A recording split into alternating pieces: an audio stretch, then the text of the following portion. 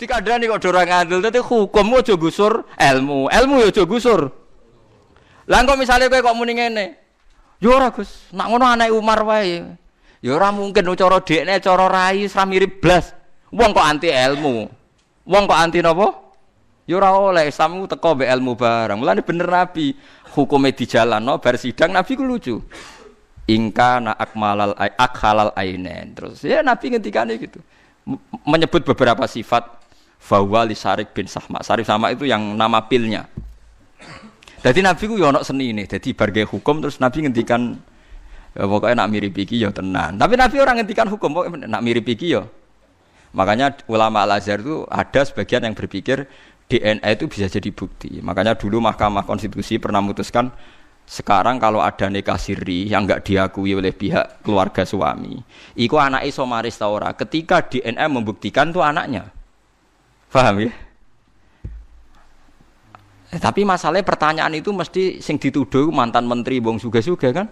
Misalnya terkenal diselungi Ruhin kan gak ono rebutan kan. Mergo nak mati kan klotokan. Ini masalahnya kan kepentingannya kan nak diintisapno ono warisan. Lah saya sering dimintai konsultasi ya saya jawab gitu. Anda tanya, saya kalau sebagai ulama tak jawab hukumnya fikih begini, kalau hukumnya ilmu begini. Pasti ada kan hukum fikih, hukum ilmu. Ya kayak tadi, kalau secara ilmu hisab tuh meyakinkan. Orang meyakin yang gerhana itu nak dihitung. Lama gerhana sekian. Gerhana di sisi paling selatan. Iku ngawitine pas menite ya bener, lama gerhana ya bener. Wong ilmu meyakinkan ngono kok mbok ingkari bangkune. Paham? Tapi ke percaya hisab, ya keliru meneh. Iso wae sing pas ngitung diwamuk bojone utangi jatuh tempo, pas ngitung meleset. Lho nak ilmu mesti objektif, tapi nak sing ngitung. Siapa yang menjamin nak ilmu iku objektif? Nah ilmune objektif lah sing ngitung. Lah iku masalahnya kan ada masalah juga kan. Padha ae ru'yah nggih ngoten nak sing delok trahum. Paham nggih? Mulane tenggene i'anatu thalibin. Niku jelas wonten takbir jika hisab qot'i berhadapan-hadapan dengan ru'yah itu menang hisab qot'i. Hisab qot'i itu adalah hisab yang sudah sesuai konsensus orang banyak. Artinya ahli hisab itu sepakat. Lah beda dengan kita ini ahli hisabnya alhamdulillah rata sepakat. Sitok muni sak derajat setengah, sitok wudu muni rong derajat. Lah alhamdulillah iku kok khilaf. Iku mbok ora khilaf malah repot. Paham ya? Mulane kula suwun nek wani dadi wong Islam iku kudu percaya hukum. Lah nek ilmu mbok percaya ya kuwaco. Lha mboten kacau piye niki kula contohno. Kula contohno kasus-kasusé wong alim. Sampeyan gak tahu duwe guyonane wong alim. Keyakinan bumi bulat-bulat to. Mboten keyakinane wong modern. Bumi bulat-bulat. Sekarang kalau bulat-bulat, orang di Texas Amerika yang Ka'bah pas di bawah. Paham ya? Itu salate madhep ngulon ta madhep ngetan. Apa ngalor apa ngidul wong padha. Lah ya ana jarak iku rubuk nggih. Malane nggone hisab falak ku diwari rubuk. Mergo ana jarak wetan kulon lor kidul ku rubuk. Lah nak seperempat. Sakwise seperempat gak ana jarak. Misale bulat-bulat lah. Bulat-bulat terus Ka'bah ning ngisor kowe pol dhuwur. Iku salate madhep ndi? Kira-kira pilihane. Lha mboten kan madhep ngalor ya tok, ngetan ya tok, ngulon ya tok. Wong padha kok. Lho nak rubuk kan ketok, misale ya kan sama kan? Lho nak rubuk ketok, kita ning wetane kulone, tapi nak sang pas. Itu Said Muhammad pernah ditanya. Kifaya Sayyid tusolli fi Texas. Maksudnya jenengan anak salat teng Texas madhep ndi? Jane ngulon yo oleh ngetan yo oleh, tapi aku madhep ngetan jan. Jadi itu jadi guyonane ulama. Lho umpama kita nuruti ilmu madhep, maksudnya nuruti ilmu sing jenenge madhep. Wong Indonesia lah salat madhep ngetan oleh. Pada akhirnya kan sampai juga. Lah ya repot ta. Ya nak bumi bulat-bulat ke madhep dia agar searah kan.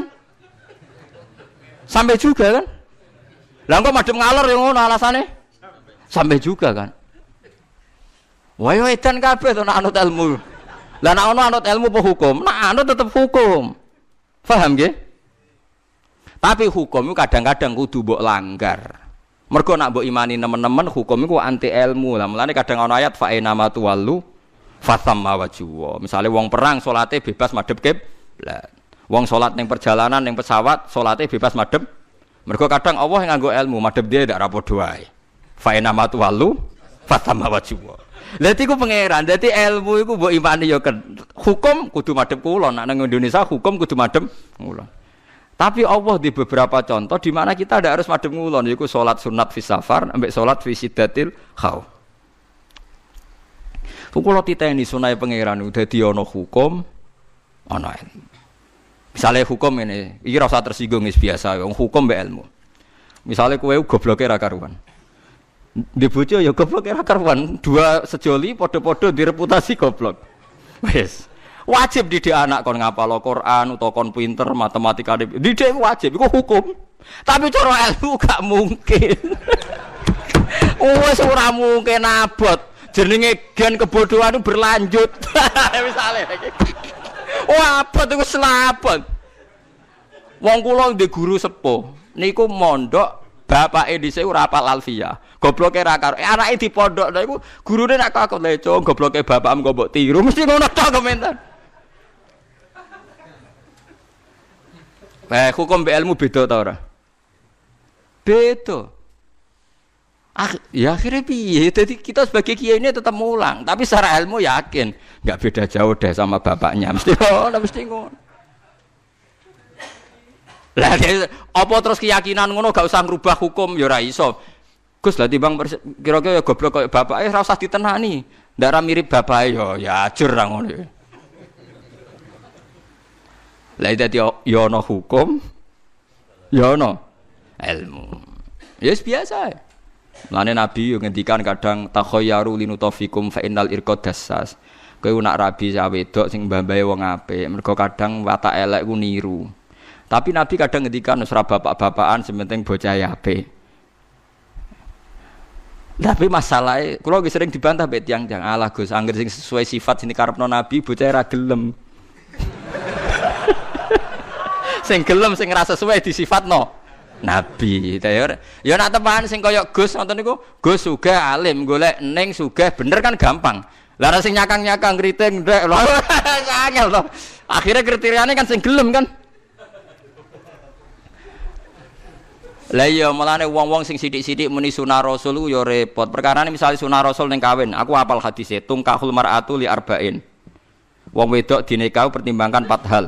Li jamaliha wa nasabiha ana sing ngendina li diniha wa maliha wa sabiha terus fatfar bi dzatid din. Pokoke wong wedok dinikah 4 hal pertimbangkan. Agamane baik, raine. Nabi ngendikan wa jamaliha ayu, wa hasabiha nasabnya baik. Coba ayu turunan kiai pinter. Terus sing lamar kriting elek anake wong biasa. Ndekne percaya sunah Rasul, apa ngenteni sing sesuai 4 kriteria iki? Yo nganti matek. Jare sapa? Akhirnya kan golek sing sederajat kan? Agar celek ya mesti ngamar wong elek kan misalnya. Sing ora pati nasab yang ngelamar sing ora nasab. Lah itu sudah gitu. Ketika punya anak ya ora usah narjetno nemen-nemen. Anakku sampeyan dadi kiai gede. Ya nanti kan terus goblok-goblok berikutnya kan nemplek kan? Lah iku ilmu. Orang ndak bisa mungkiri gen. Mungkirin apa? Gen. Bahwa gen itu ada pengaruhnya, itu ilmu. Tapi secara hukum wong kudu didik anak. Ya sampean tak kelah terus urip sepundi Gus ora piye biasa, pancen kawula wis ngene biasa. Paham lha iku eling-eling. Lah iku seperti Rasulullah sallallahu alaihi wasallam. Secara ilmu wong iku ya mungkin jujur, mungkin ora. Tapi ketika wong lanang mau jujurlah kok dipercaya itu bahaya bagi kelangsungan Islam. Mergo tiap wong gak seneng sing wedok terus nglaporno sing wedok selingkuh. Itu ajur-ajuran. Faham nggih? Itu disebut kul falillahil hujjatul baligha. Dadi sampean mikir pokoke anggere wonten riwayate kudu jenengan iman. Contoh ketiga niki rungokno tenan nggih. Kula niate taqarrub ila Allah. Kula mboten gadah kepentingan napa-napa. Dan ini menghibur. Yang ketiga ini baik bagi Anda. Dan ini hadis sahih. Saya ulang-ulang ini hadis sahih. Kullu ummati mu'afan illal mujahirin. Kabeh umatku iku disepuro pangeran, kecuali wong sing ngetokno maksiate. Misalnya wong zina kok ning dalan, maling kok terang-terangan, itu kan gak maling jenenge.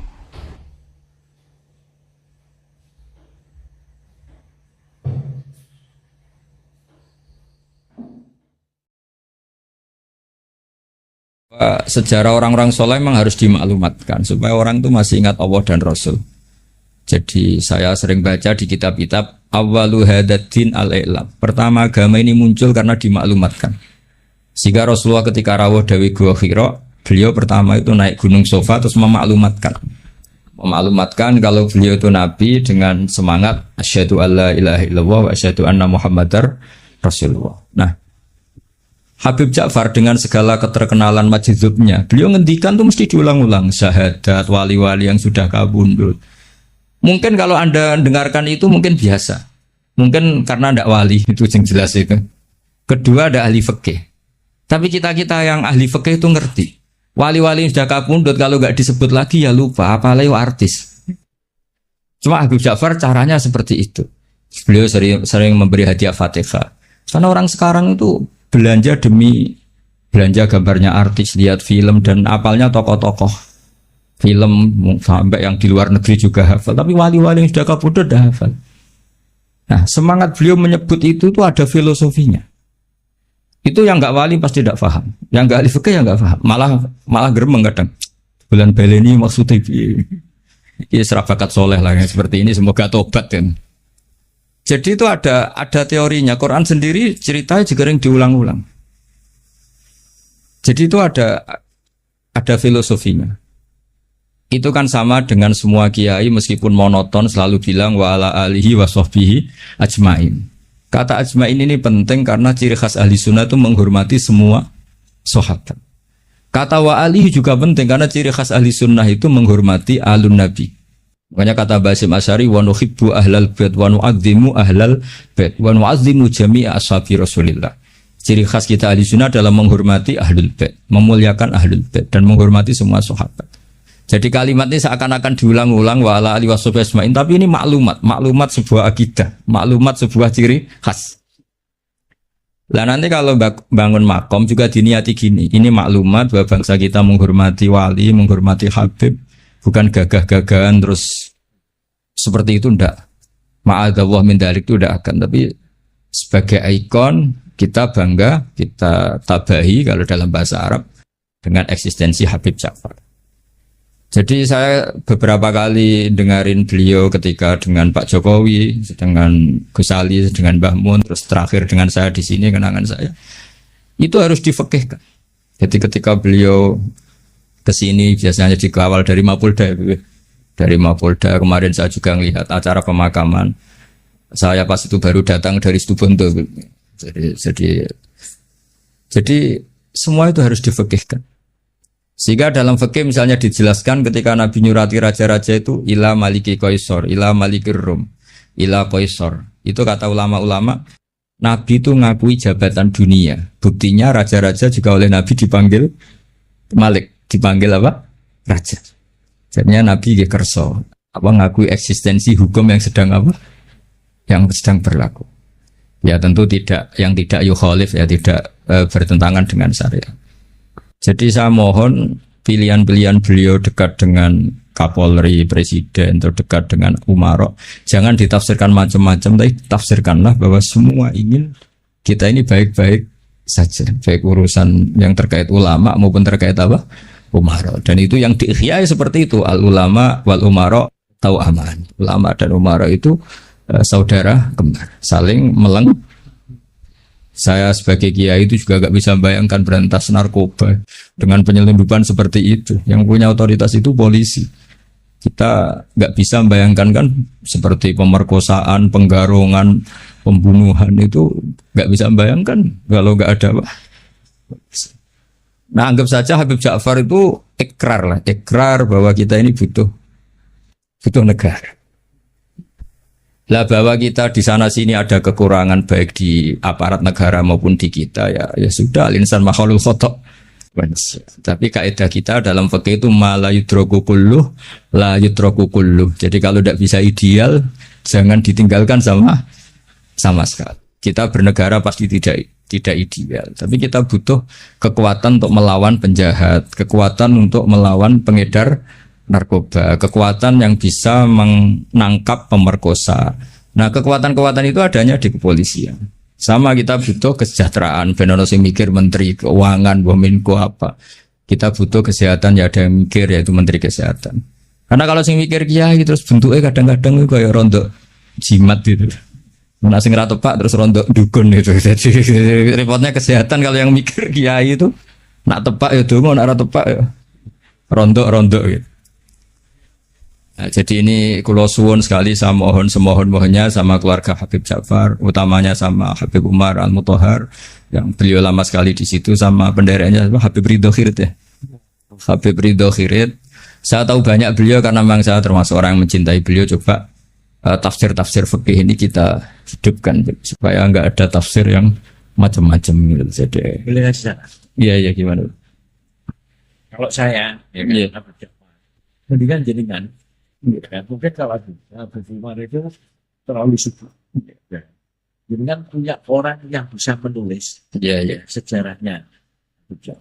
Jenengan yang mengkoreksi. Oh ya, saya yang pokoknya yang bagian fikih insya Allah saya ikut bikinnya nanti. Itu lebih bagus. Jadi versi-versi yang tadi kayak beliau dekat dengan Pak Jokowi, jangan dilihat karena Pak Jokowi presiden top, bukan dengan Pak polisi pun, dengan camat pun atau dengan rakyat kecil pun beliau.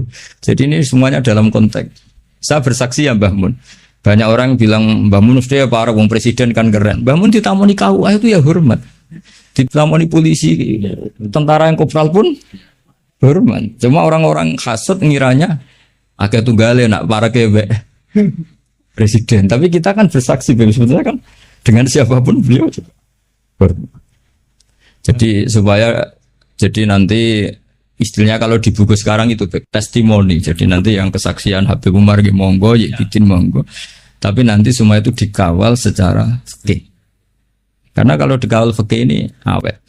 Saya beri contoh ya betapa pentingnya fikih. Rasulullah SAW itu kalau dahar itu sering di luar rumah.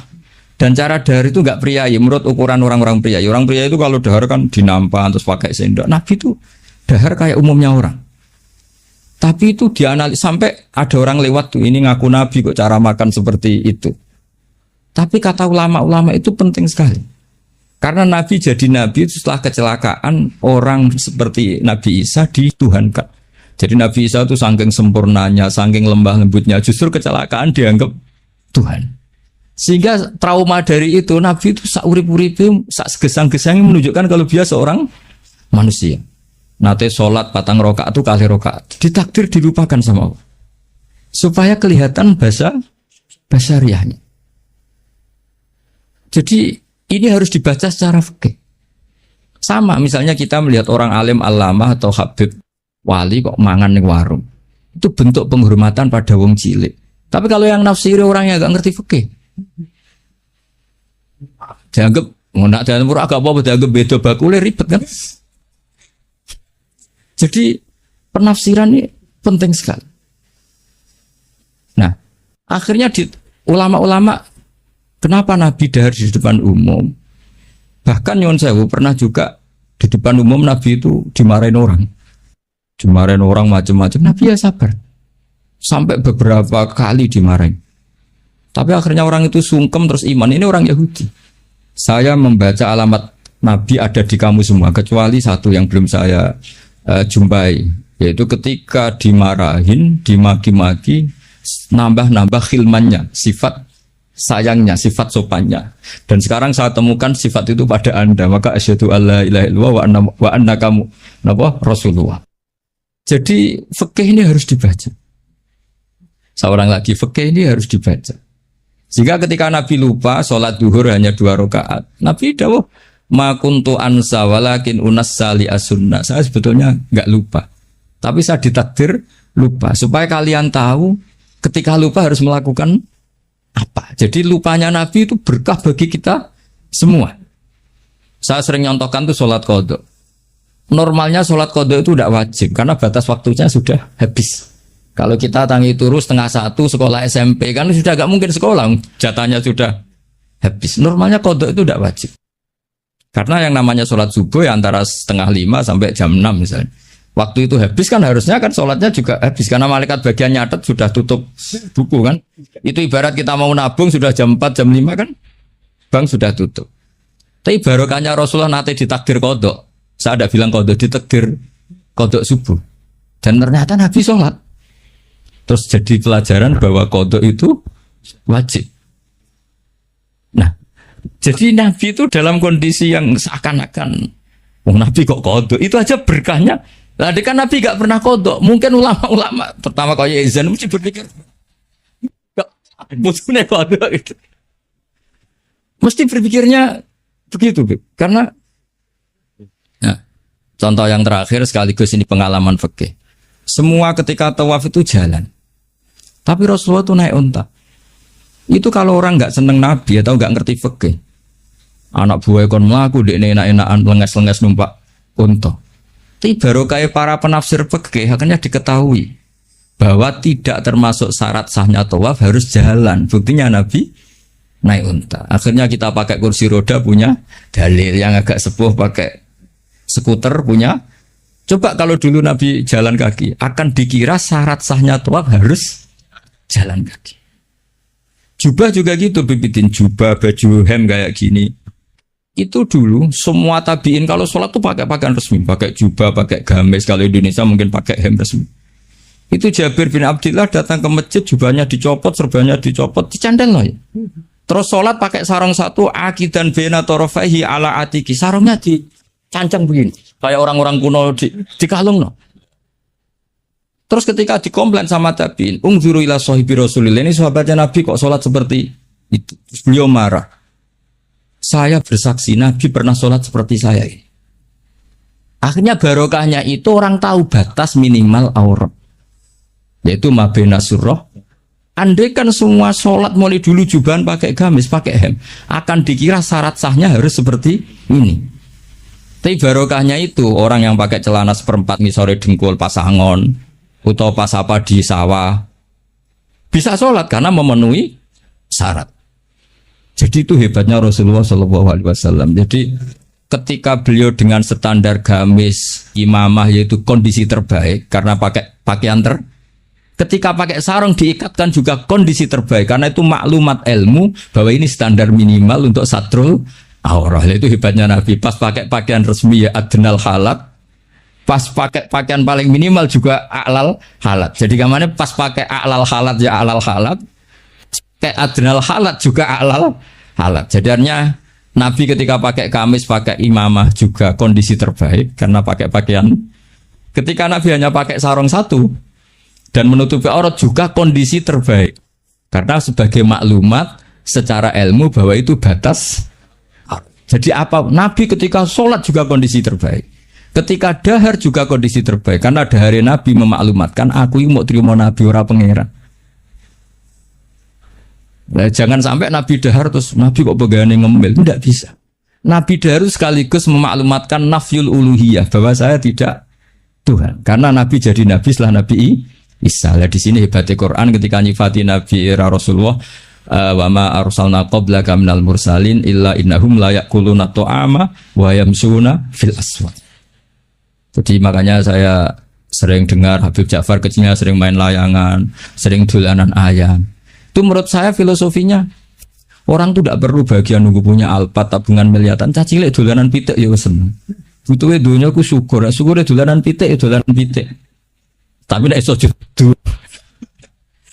Intinya itu bisa kok ditafsirkan secara Nabi itu kalau ada sahabat dolanan manuk ya seneng. Ya Umair mafa'alan nughair, cung manuk piye jem. Ku tak cilik itu. Jadi cobalah ini ditafsirkan tadi secara fikih supaya hal-hal yang basyariah itu menjadi makna yang luar biasa. Kayak tadi Nabi itu menunjukkan basyariahnya. Tapi itu bagus karena beliau jadi Nabi setelah Nabi Isa yang gara-gara pesonanya terlalu magis, bablasan dianggap Tuhan. Tapi Nabi enggak kayak umumnya orang. Dahar ya kayak umumnya orang, cara berpakaian ya kayak umumnya orang. Kadang-kadang ya dineng bojone sak wulan, macam kayak umumnya orang. Masyhur itu Nabi. Ya amang kesuwen ya setahun nih. Nah, setahun kesuwen ya ono riwayate. Jadi saya ingin lah. Makanya beberapa ulama setiap nulis sifat wajibnya Nabi itu mesti apa? Sifat wajibnya papat, misalnya mukhalif papat, mesti menetapkan satu sifat jaiz. Ini ku al-a'rad al-basyariyah. Nabi juga punya sisi kemanusiaan. Tapi ini menjadi luar biasa karena bentuk perlawanan terhadap nafyul uluhiyah, bahwa seorang nabi enggak boleh dituhankan.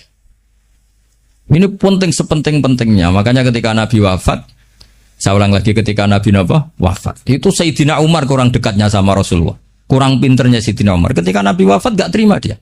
Mangkala inna Muhammad qad mata qata'tu unuqah. Siapa yang bilang Muhammad mati tak bunuh. Innama huwa yunaji rabbah kama yunaji Musa rabbah.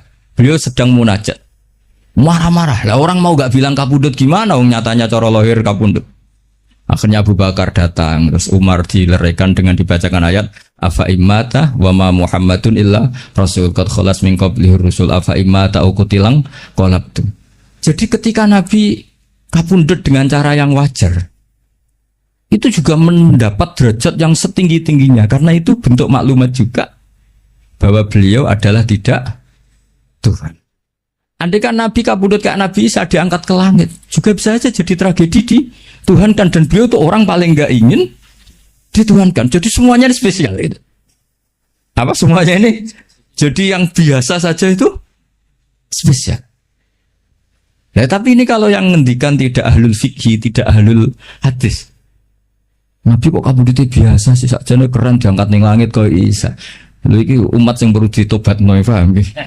Justru Nabi kabudut biasa ini menjadi luar biasa karena di situ tidak terjadi nafyul uluhiyah.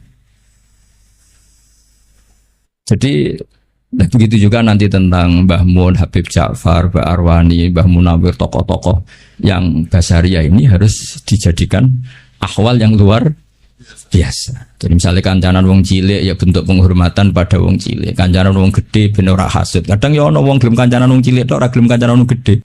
Dikira zuhud aroi jebule hasud. Banyak gak yang seperti itu? Banyak banget tuh. Ada sing kancanan wong gede tok mau wong cilik. Ya ternyata sombong betul. Lah ini beliau-beliau ini teladan betul. Jare Habib Bidin ya Ja'far dolanan manuk perkutut itu suwen, dolanan pitik itu suwen.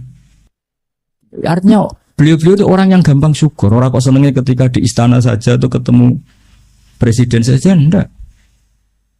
Ya jadi kalau suwun lah, nanti saya ikut bantu testimoni ya. Saya itu yang spesial fikih lah ya. Jadi supaya sesuai porsi masing-masing. Jadi nanti Habib Umar sesuai pengalaman beliau, itu juga Habib Ridho Khirit pengalaman beliau, nanti Amang juga bantu, terutama ya Bidin. Saya semohonnya semua ini ditafsirkan menurut kapasitas fikih menurut kapasitas fikih.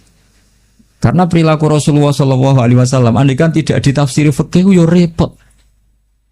Misalnya tak ceritani, donga mara kuburan yo barokah rodok suudzon. Nabi itu giliran di Aisyah keluar.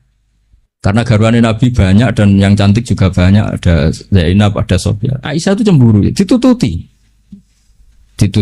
pikirannya itu ke yang lain.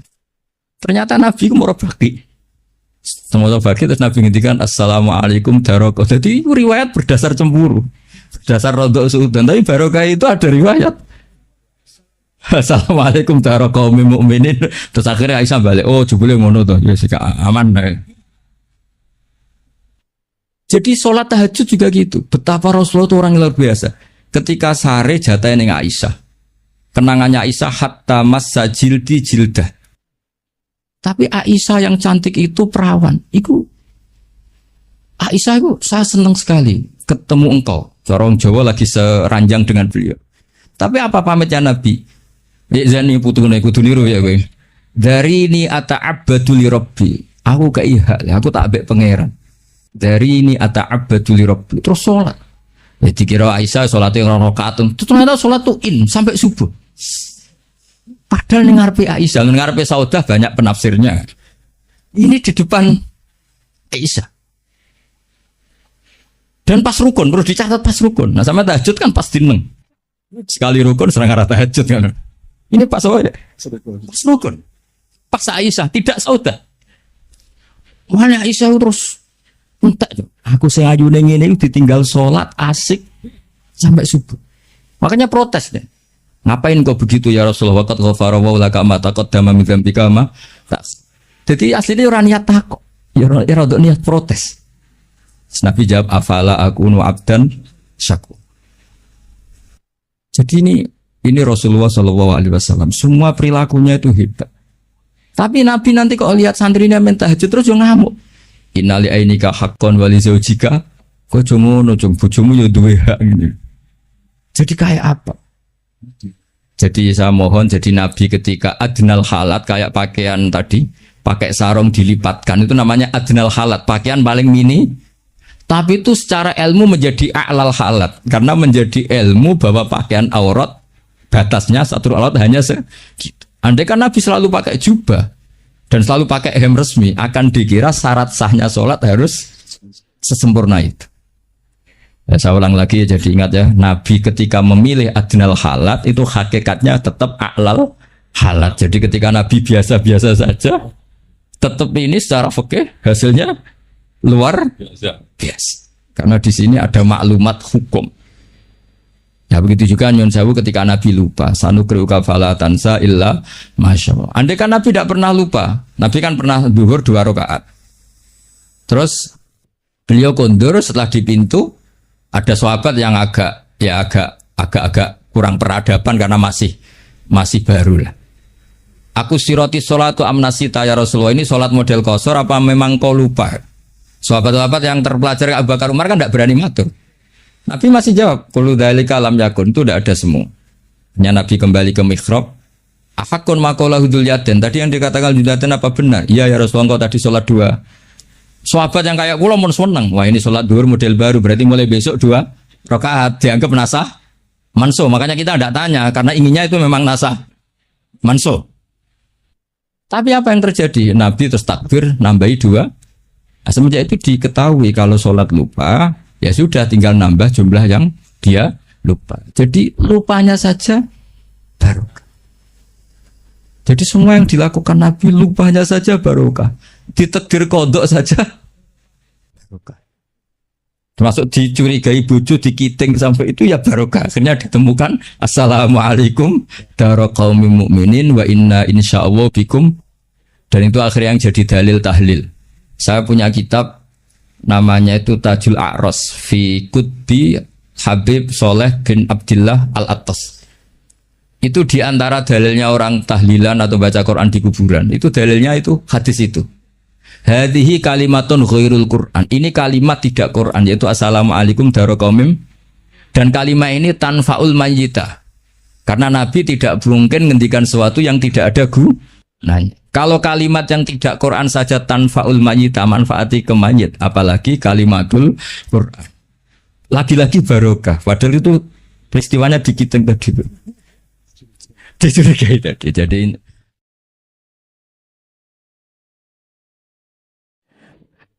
begini. Suatu saat Nabi Ibrahim didatangi malaikat Israel, mau dimatikan, nyawanya mau diambil. Kata Ibrahim, kamu siapa? Saya Israel. Mau apa? Nyambut nyawa Anda.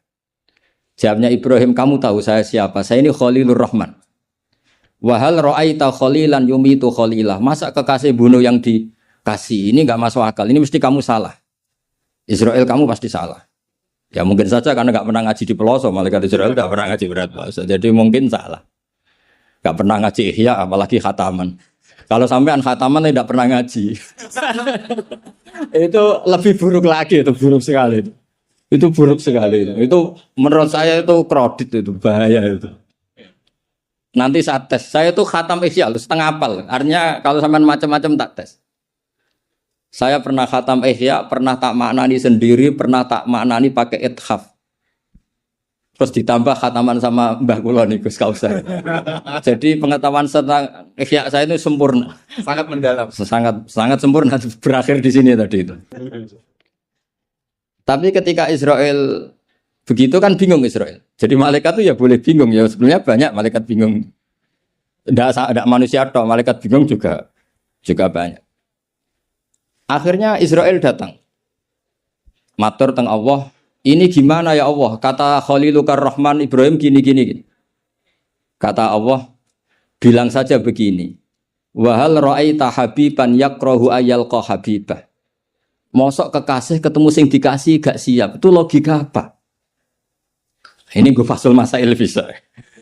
Akhirnya Israel bilang, kata Allah begini logikanya. Takbirnya begini kalau dalam fasul masalah itu. Wahal ra'aita habiban yakrahu ayyalqa habibah. Mosok kekasih enggak seneng kalau ketemu yang dikasih. Kalau enggak mau mati artinya enggak siap ketemu yang dikasih. Oh iya siap. Putus fasul masail selesai. Bisa dijual itu hasilnya nanti karena sudah putus. Jadi memang fasul masail itu penting. Saya tuh punya kitab banyak termasuk kitab-kitab munakosyah. Yang dikarang ini karena temanya Imam Ghazali. Saya punya banyak kitab Imam Ghazali dan yang saya paling suka tentu kitab-kitab debat kayak Mustasfa, terus kitab-kitab Imla. Pokoknya kitab Imam Ghazali sing ndekne ngamuk. Karena kalau beliau pas wali kutub kita niru kok GR teman. Jadi saya niru yang pas beliau marah. Saya punya kitab yang mulai min awali hatta akhiri beliau marah terus namanya Al-Imla fi Iskalatil Ihya. Itu memang beliau ngarang pas posisi marah, orang bully Ihya, orang menyakiti Ihya, orang nggak suka, terus beliau menjawab itu, ya hater lah kira-kira gitu. Ini gaul ini bahasa ini gaul. Saya itu sebenarnya ya itu tadi, kalau saya boleh milih takdir, saya nggak seneng beliau menjadi bahasa ya. Karena kalau neng Jazil kan asli, nggak apa-apa saat tazim. Ini kan Ari. Iya. Babi lah. Iya, Ari itu jadi tapi ya enggak apa-apa itu takdir sudah. Karena dikatakan Ari itu min haitsu hukmud dunya. Tapi min haitsu hukmil lauhil mahfuz sudah ditulis mulai dulu. Jadi ya sudah enggak apa-apa lah. Ini juga kawak sudah ditulis di lauh mahfuz. Yang ngaji Gus Dah di Lasem yang untung dia. Yang panen kita. Iya, jadi sebenarnya yang ngaji sama Badawi itu Mbah Dah, Gus Dah itu.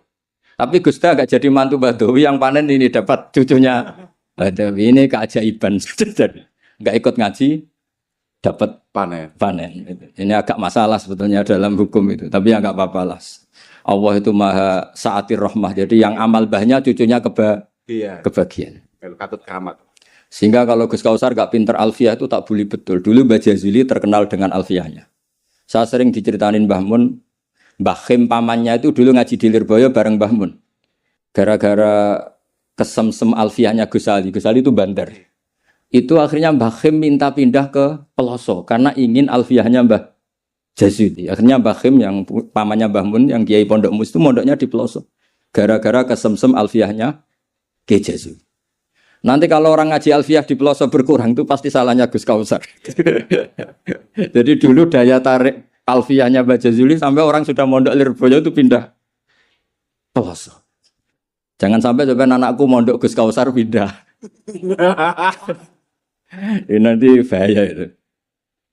Saya sering ketemu beliau di Lasem, jadi saya akrab sekali karena beberapa kali. Kemarin Mbah Jamil juga di rumah saya, baru kemarin tilek haji. Mertuanya ini, mertua juga buyut saya, mbah saya. Saya teruskan ya, logika ilmu itu memang harus dibangun. Kalau ndak habis gitu. Karena sepinter-pinter sampeyan itu pasti tidak wali. Kalaupun wali itu wali yang boleh disaingi. Karena antar wali juga debat. Antar wali ya banyak yang nggak cocok. Dan itu nggak masalah. Saya berkali-kali bilang di mana-mana. Said Abdul Haddad itu masyhur. Orangnya sangat khusyuk, sangat hati-hati.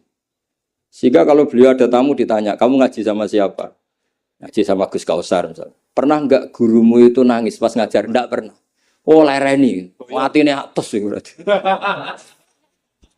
Tapi kalau Abdul Hasan Asadi ini balikan, kamu ngaji sama siapa? Sama Gus Kausar. Pernah senyum enggak? Pernah tertawa enggak? Enggak pernah. Lereni. Berarti wong ra iso syukur katanya. Jadi Abdul Hasan Asadi itu seneng guru yang agak-agak uraan, yang sewantai, yang karena dianggap ekspresi apa? Syukur. Kalau Said Abdul Haddad enggak suka seperti. Koyok seradi dosa wae guyu. Ini dua kutub. Ya, dua kutub besar dalam tradisi wali. Dan itu enggak masalah.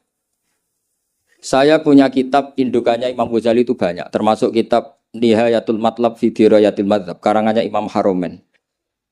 Itu yang direvisi Imam Ghazali sebagai muridnya juga banyak. Imam Malik mazhab yang direvisi Imam Syafi'i juga banyak. Imam Syafi'i yang direvisi Imam Ahmad ya banyak. Bahkan Imam Nawawi ketika ngarang Minhajut Thalibin yang beliau memaklumatkan bahwa ini mukhtasar dari Muharrar. Itu beliau juga sering ngeritik kitab Muharrar, indukannya kitab Minhajut Thalibin. Sehingga beliau ngintikan kultu al-asoh kada, wal asoh kada. Tapi ya tadi kama tadinu tudanu. Akhirnya Imam Nawawi ya nasibnya agak sial. Kitab Minhajut Thalibin itu digubah oleh Zakaria Al-Ansori namanya Manhajut Tullab. Itu ya akal-akalan tok. Minhaj sama Thalibin. Yang satu pakai masdar minhaj, yang satu pakai jamak mudzakkar salim Thalibin. Terus dirubah Zakaria Al-Ansori jadi Manhajut Tullab. Itu kan akal-akalan tok. Thalibin kalau dijamak akan taksir kan memang Tullab. Thalib kan boleh Tullab, boleh Thalibin. Dibully sama Zakaria Al-Ansori wa takfiri bidzalik aulami takfiril asli kada wa kada. Zakaria Al-Ansori nasibnya baik karena setelah beliau sudah ada orang alim. Jadi tidak ada yang ngelawan kitabnya. Jadi sebenarnya kalau ada orang yang alim kayak beliau mungkin jadi bully juga, berhubung nggak ada ya aman apa? Aman. Alfiyah juga gitu, kurang terkenalnya Imam Sibawayh, presidennya ilmu nahwu. Tapi Imam Ibnu Malik ya biasa bully. Kada kakhiltanihi wattisolan akhtaru ghairi ikhtaro infisolan. Ya biasa saja beliau. Padahal maksudnya ghairi itu Imam Sibawayh. Biasa beliau bilang wa'autu khafidin la ta'atfin ala dhamiri khafidin laziman qad ju'ila walisa inti laziman. Ya biasa seperti itu. Jadi kalau menurut beliau marartu bihi wa bi zaidin, tapi cara orang lain marartu bihi wa zaidin ya boleh. Wa'autu khafidin la ta'atfin ala dhamiri khafidin laziman qad ju'ila berarti marartu bihi wa bi zaidin. Tapi cara Ibnu Malik boleh marartu bihi wa zaidin, tidak usah mengulang al-jar, huruf jar. Itu biasa dalam tradisi ilmu. Jadi senior digugat junior biasa. Tapi insya Allah bukan karena kayak Fasul Masail di sini, itu pasti karena ta'anut itu tadi. Kita wis di pendapat kok kalah kan izin terus noise sawur-awuran sithik. Lah nanti musokhai bendarani bijak muni mauquf. Aslinya ya campur ra iso niku. Wes apa? Wis hafal ya. Karena saya jadi musokhai berkali-kali jadi saya tak bingung wis muni mauquf. Dan ini tidak ngeritik, ini fakta. Jadi sama tidak usah tersinggung. Tersinggung malah beneran orang udang meneng.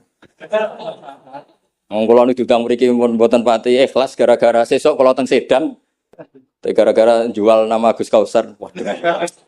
Sekolah nu pengapesan ya pernah apalagi kemarin ya sering lah saya ketemu beliau di Mbah Jamil. Kalau di sana menang saya karena saya Sibul Bet. Pernah callnya Mbah Hamid mertua beliau yang isi saya. Beliau mustame'. Ini takdir karma tadi. Itu bisa diviralkan Gus Bak ngaji Ihya sama Gus Kausar.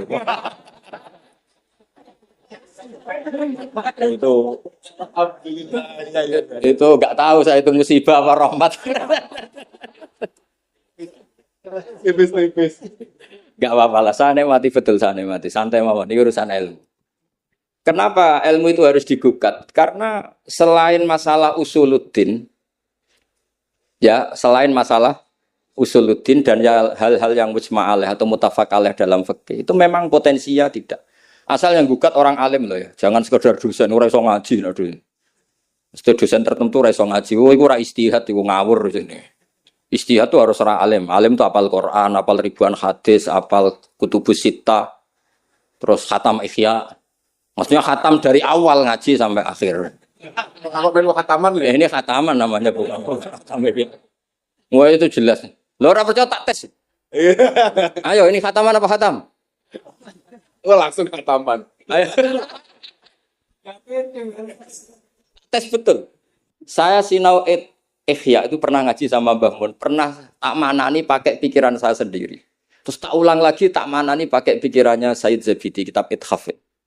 Dan kita punya sanad dengan Ithaf itu dekat sekali. Ya sama, saya jenengan sama.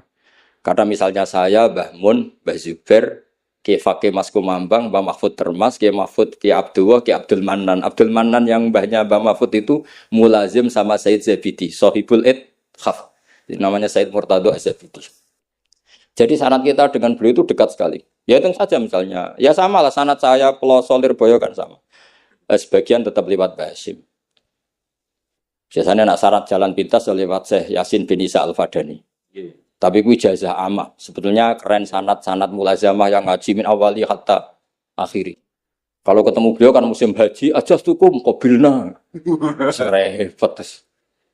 Ya itu ya bagus lah untuk ijazah, tapi terus ngaji kitab opo. Kadang memalukan gini. Misalnya di pondok ngaji be Ustadz Iqbal Jurumiyah, Imriti sama Ustadz Nasor Imriti. Bareng kenal Syekh Yasin bin Isa, mosok Jurumiyah ngaji be Syekh Yasin, nek sakake Syekh Yasin. Sanatem Jurumiyah konti, kok Syekh Yasin? Kebayang enggak Syekh Yasin maca Jurumiyah?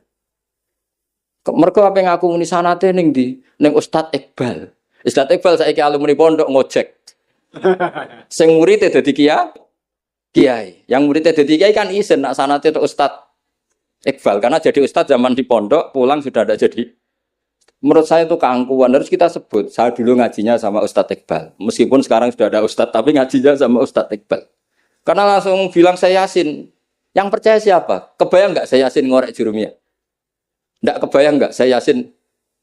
Sesuai kamu ijazah mabadik fikih juga sama saya Yasin. Sesuai primbon juga sama saya Yasin. Mbok orang itu punya akhlak sithik. Utawa Mbak Qabilna gak ngerti ijazah apa. Ijazah apa ya? Iya, pokoknya acarane ruame ngono tok kan. Dikai mangan ngono tok kenangane. Itu lebih buruk lagi. Nah ini bukan gojlok, ini ngamuk, jadi ini asli. Kalau gojlok masih baik. Jadi saya ingin sekali sanad itu terjaga. Kalau ngaji ya min awali hatta akhiri. Saya punya kitab karangannya Syekh Mahfud. Sanad beliau. Al-Mustafid 5 alam minal asanid. Itu kalau cerita ketika ngaji sama Syekh Mbah Soleh Darat. Hadartu indahu tafsirul jalalain marroten. Itu min awali hatta akhirihi. Ketika beliau cerita ngaji sama Syekh Abi Bakar Sato. Hadartu indahu al-Bukhari min awali hatta akhirihi. Terus wafatani babu kada wa kada. Ketika yang enggak ngaji juga dihitung.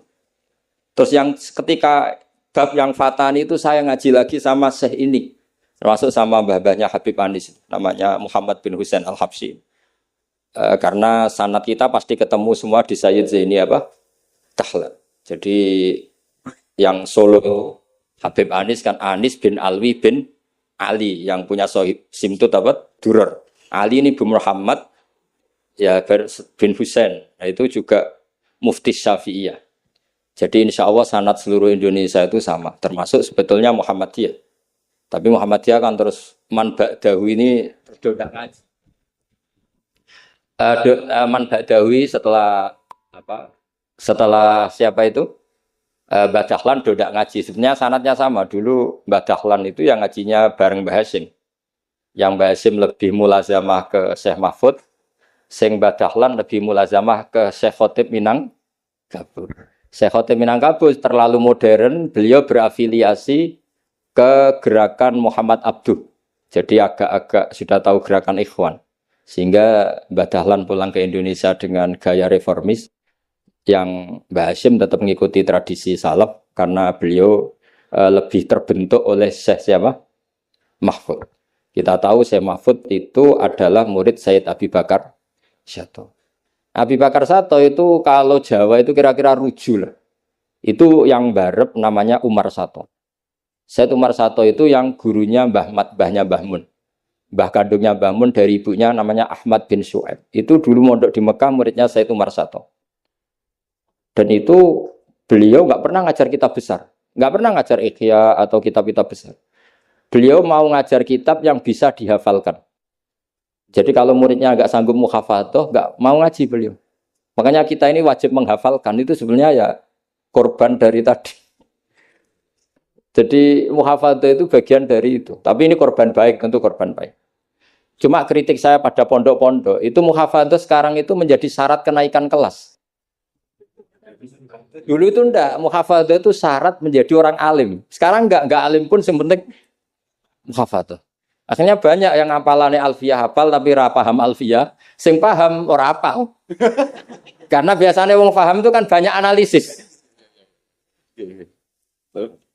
Nah saya termasuk yang bejo ya paham ya hafal, ini syukur. Tapi saya harus lebih syukur Gus Kausar. Karena tadi wis paham apa yang ngaji ya Abu, jadi ini masih kalah saya. Saksinya banyak lagi pas ngaji.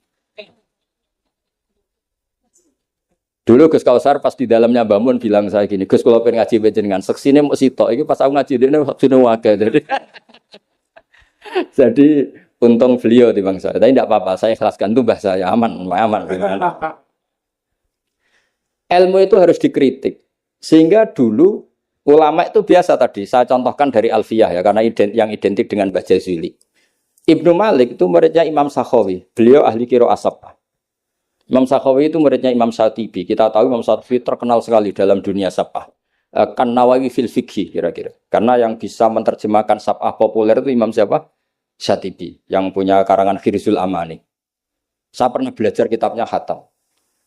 Sehingga Ibnu Malik itu terbentuk oleh qiraah sab'ah. Sehingga kalau beliau mengatakan fin nazmi wan nasri sahihi musbata.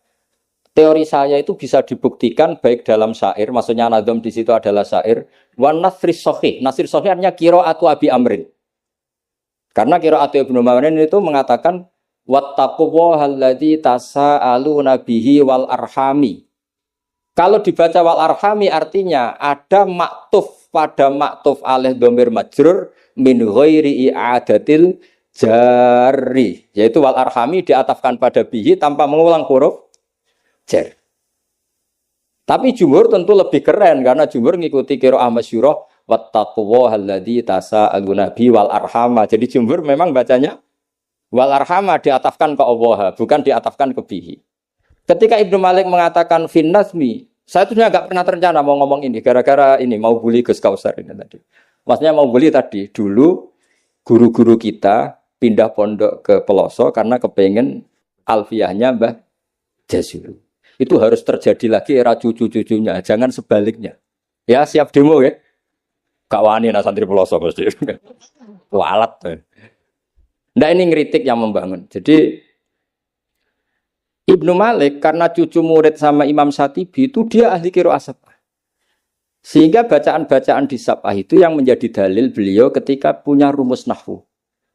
Termasuk beliau meyakini bahwa seperti itu ada, yaitu fin nazmi wan nasri sahih. Maksudnya nasrah itu qiraatu Abi Amrin atau ba'dul qurra sab'ah membaca apa? Wattaqullahalladzi tasaaluna bihi wal arhami, bukan wal arhama dalam qiraah itu.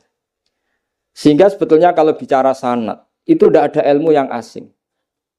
Ya tadi karena bapak saya hafid, bapak saya ini teman abahnya ini. Bapak saya dulu akrab sama Gus Mek, Gus Dah. Beberapa kali putranya Gus Dah lahir itu yang semaan bapak saya. Bapak saya itu hafal Quran. Makanya saya ketiban barokah beliau saya juga ngapalkan Quran mulai kecil. Terus saya sambil ngaji di sarang. Jadi saya termasuk wong bejo. Di ngaji fikihnya di sarang. Terus saya punya tradisi keluarga Quran karena buyut-buyut saya dari ibu itu semuanya keluarga Quran. Yang dari bapak itu keluarga ahli tirakat. Jadi cara kalau daftar wali insya Allah cepet. Karena mbah saya dari bapak itu tidak pernah keluar dari kamar. Jadi kayaknya cepet lah kira-kira gitu. Gambang lah. Iya, jadi saya ini daftar wali ya gampang, daftar ulama ya gampang. Kalau daftar orang goblok tidak daftar sudah jadi. Itu lebih gampang lagi gitu. Lebih gampang lagi. Saya teruskan menyangkut teori L. Saya sering guyon di mana-mana dan ini nyata. Dulu itu pernah seorang ulama meragukan, jangan-jangan benar-benar cengkeh itu pewangi. Buktinya kalau bikin kue itu dikasih cengkeh supaya tambah wangi. Pertanyaannya secara fikih, kalau cengkeh itu pewangi, berarti orang rokok pas ikhram itu bayar dam. Karena pakai apa? Pewangi. Oke, itu hampir putus. Tapi ada yang nyoal, ya kayak jenengan-jenengan Fasul Masail itu. Berarti orang Jumatan sunat rokok. Karena itu pewangi. Jadi silahkan imamnya ya rokokan, makmumnya. Wah ini kan at-tatayyub yaumal Jum'ah. Wah itu bisa celaka itu. Barokahnya penggugat itu, fatwa itu di-cancel. Udah usah. Batal. Kacau semua. Artinya debat itu penting. Debat itu penting. Karena orang akan tahu. Makanya Alfiyah dari awal sudah memaklumatkan fa'iqatan Alfiyah tabni mu'ti. Karena ilmu itu setelah digugat. Itu kelihatan salahnya. Yang paling masyhur dalam usul fikih misalnya. Ini saya ngomong kelas A karena hormat sama santri Al-Falah, apalagi ini katanya peserta Bahsul Masail. Nara fahmi kebuangetan. Sampean enggak usah tersinggung biasa saja, ini kan ranah ilmu. Ya nak mbak-mbak boleh, wong itu oleh tersinggung, wong lanang ra oleh. Biasa wong itu tersinggung, wong lanang kebablasan. Notabene dalam usul fikih atau dalam hukum fikih itu kan hukum yang wajib, haram, mubah dan sebagainya. Itu banyak ulama yang mengatakan mubah itu tidak ada. Padahal mubah itu terkenal sekali, tapi sebagian ulama mengatakan mubah itu tidak ada. Kenapa tidak ada? Ya karena setiap orang melakukan mubah pasti bersamaan dengan itu tarkul haram. Misalnya tidur itu mubah, padahal pas tidur tidak zina, tidak maling, tidak korupsi, tidak demenan, tidak macam-macam. Berarti tidur itu mubah apa tarkul haram? Tarkul haram wajib apa mubah? Wajib. Berarti turu? Waduh.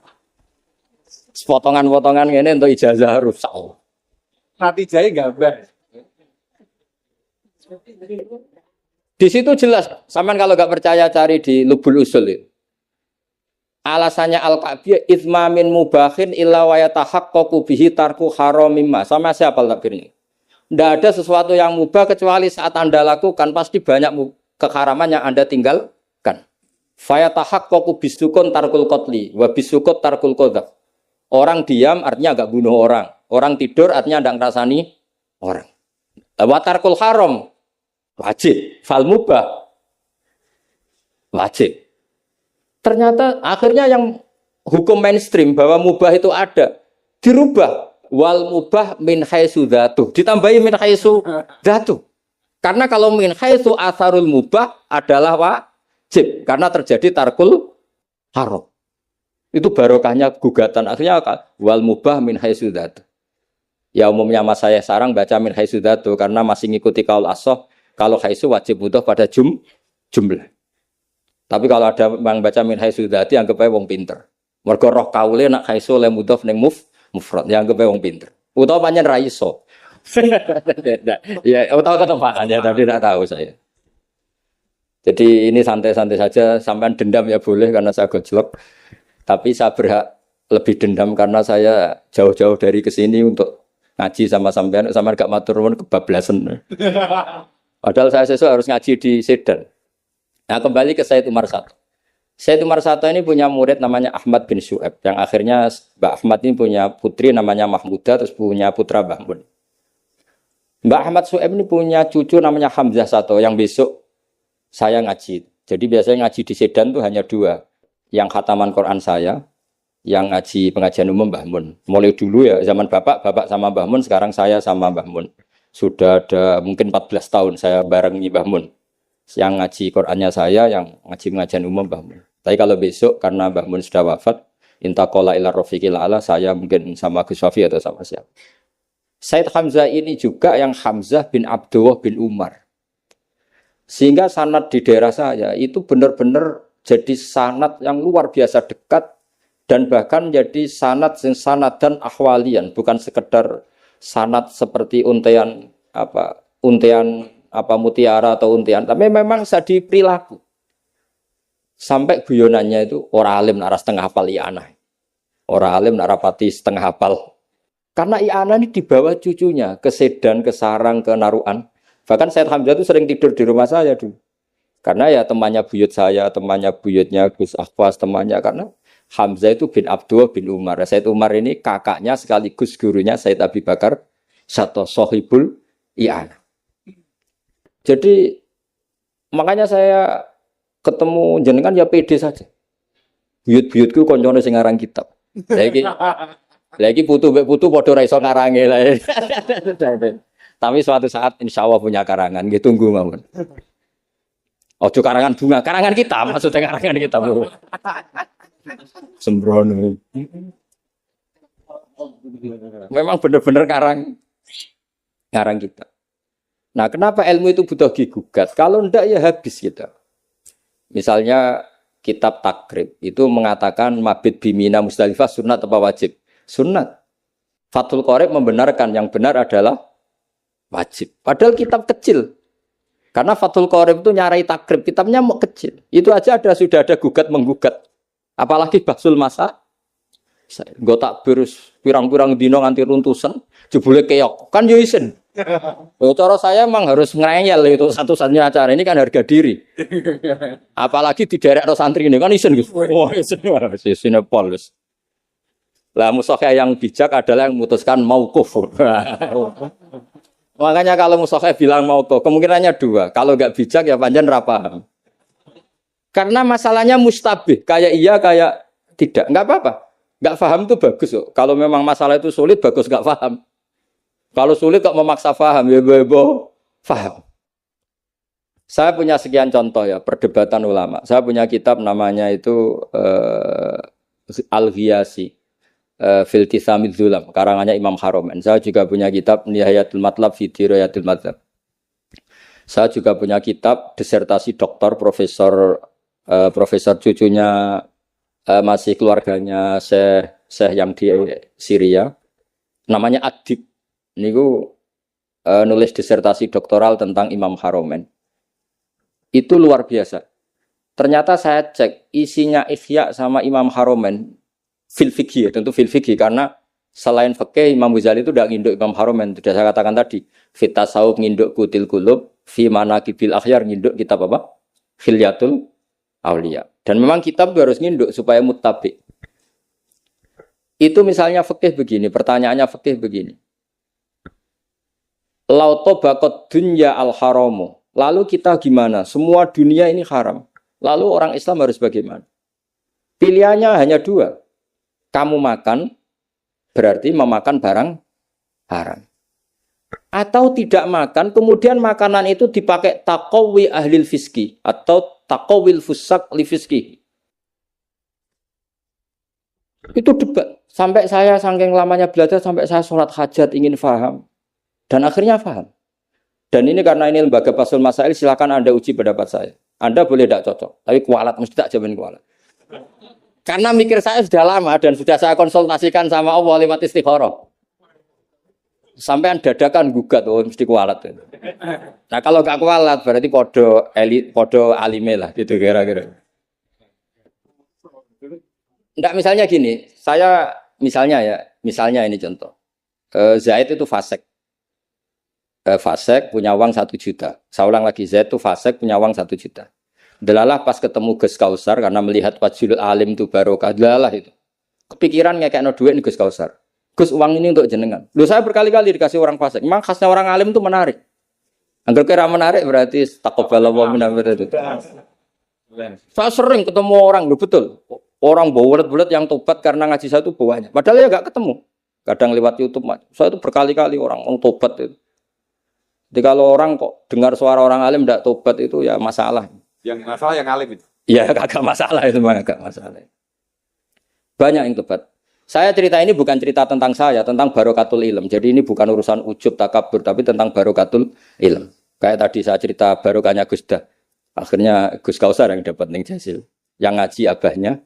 Yang panen saya. Yang panen Gus Kausar. Semoga nanti diwales. Nanti yang kangelan ini sing panen anak, tapi ya gak apa-apa, semua anak itu gak apa-apa. Saya ulang lagi ya. Ilmu itu, saya tadi cerita kemana yang apa? 1 juta. 1 juta tadi. Gus Kausar karena sufi, sufi latihan, masih coro wali, masih amatir. Milih gak nerima. Wah enggak, saya ini orang bersih, gak mau nerima uang dari orang fasik. Kemudian si fasik ini potensinya. Ya wes tak kena ora gelem tak nggo demenan meneh, tak nggo judi meneh atau tak nggo medok meneh. Tapi kalau gelem, bisa saja orang ngomong gini, kiai ketemu wong fasik gerduwe ya gelem. Potensinya ini kan, lah ini wajib mauquf. Kalau seperti ini wajib mauquf kan. Wajib mauquf ini. Kalau enggak mauquf bahaya. Wajib mauquf kan?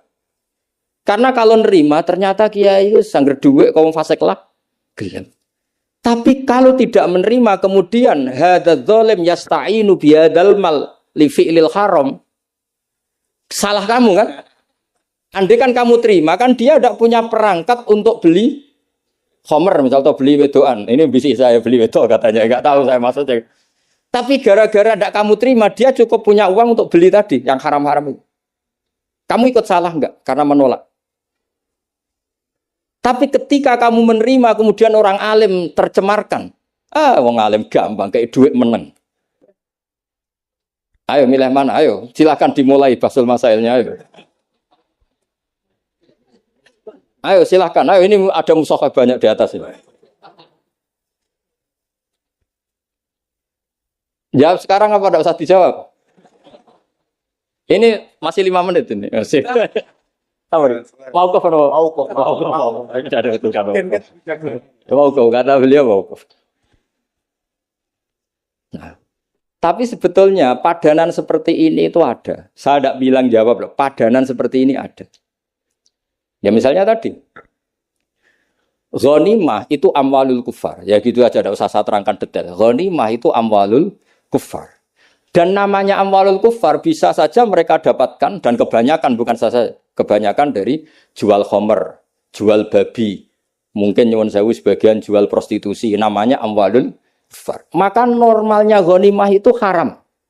Karena min amwalil kufar yang notabene pasti materinya banyak yang haram. Sebab itu normal ketika ghanimah itu diharamkan oleh Nabi sebelum Rasulullah Muhammad SAW. Oke, itu fikih pertama. Fikihnya Gus Kausar tadi yang masih latihan tasawuf itu benar. Tapi nyatanya apa yang terjadi? Era Rasulullah Muhammad ghanimah itu dihalalkan. Karena kalau itu dikembalikan ke mereka, pasti yasta'inu nabiha alal ma'asi. Pasti dipakai perangkat maksiat. Makanya ini clear mauqufnya. Yang kubu sebelah nabinya sebelum Nabi Muhammad. Yang kubu sebelah nabinya Nabi Muhammad. Tidak apa-apa. Dan dalam hal seperti ini kita memang boleh ngikuti siapa saja. Makanya itu uniknya Rasulullah ngendikan al ulama warasatul anbiya. Nabi tidak mengatakan warosati, waris ingsun. Karena Nabi itu kadang punya perilaku yang kelas A, kelas super, sehingga umatnya agak kuat niru. Jadi Joko-joko sing rapayu rabi, wis niru Nabi Zakaria gitu.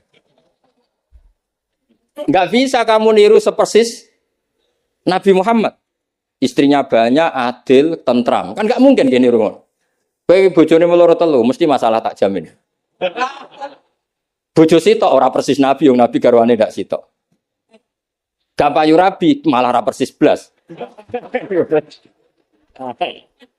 Nah, kalau sudah seperti ini ya sudah al ulama warasatul anbiya. Nah, kebetulan ada nabi yang enggak nikah, yang masyhur Yahya dan Isa. Dan ada ulama kita yang dari itu, Syekh Nawawi. Siapa? Imam Nawawi, maksudnya Imam Nawawi yang ngarang kitab Majmu. Itu udah nikah. Bukan karena enggak payu, memang enggak nikah beliau. Lalah namanya beliau itu Yahya. Yahya bin Syaraf Zakaria An-Nawawi. Makanya Mbah Mun kalau nerangkan itu nangis. Lah iya. Pangeran cek pinter. Delalah Imam Nawawi jenenge Yahya. Di bapak jenenge Zakaria. Lalah ya ora rabi ya alim. Lah anakku ora rabi tok ndak alim kata bapak. Makanya ini bukan al ulama warosati tapi al ulama warasatul. Ada umatnya Nabi yang kuwereng garis keras. Karena niru Nabi Nuh. Ada ulamanya Nabi yang lunak karena niru Nabi Ibrahim. Makanya ketika menyikapi Asra Badrin, tawanan-tawanan Badar, Rasulullah tanya sama Abu Bakar, ini gimana Asra Badrin? Hum asyiratuk, hum aqaribuk. Ini kerabat engkau, ini sanak-sanak. Ya maafkan saja. Sayyidina Umar, itu kan orang-orang yang dulu ngusir kamu, ingin bunuh engkau ya Rasulullah. Humul ladzina akhrajuka wa hammu ayaktuluka kadza wa kadza. Itu kan orang-orang yang dulu ngusir jenengan, ingin bunuh jenengan, ketangkep ya bunuh kok repot. Itu kira-kira Madura ya, enggak tahu saya itu. Ini kan katanya sejawa Madura ya. Enggak tahu, orang Madura turunan Umar apa Joko Tole ya enggak tahu saya. Tahu saya. Secara genetik nasab enggak tahu saya. Tapi ya bagus lah, hirohnya mirip siapa? Umar. Nabi enteng saja. Enggak kayak musuhnya sekarang kalau ada debat bingung, Nabi ya santai aja. Nabi ngendikan masalu kaya Abu Bakrin masalu Ibrahim. Itsqala faman tabi'ani fa innahu minni wa man asani fa innaka ghafurur rahim. Wa masalu kaya Umar kama salinu itsqala rabbil tadzar alal ardi minal kafirina dayar. Enteng saja Nabi, enggak mau kuf. Kenapa? Karena Nabi hafal Quran, sekian ayat untuk ini ada ayat. Nah kalau sampean kan enggak hafal Quran. Pokoknya ada takbirnya di kitab apa? Pokoknya ada. Wong jenenge kitabe ora roh pemene halamane. Tas musibah, musibah. Ya sampai sudah lah ini zaman akhir sudah begini sudah baik. Ya. Sekian wassalamualaikum warahmatullahi wabarakatuh.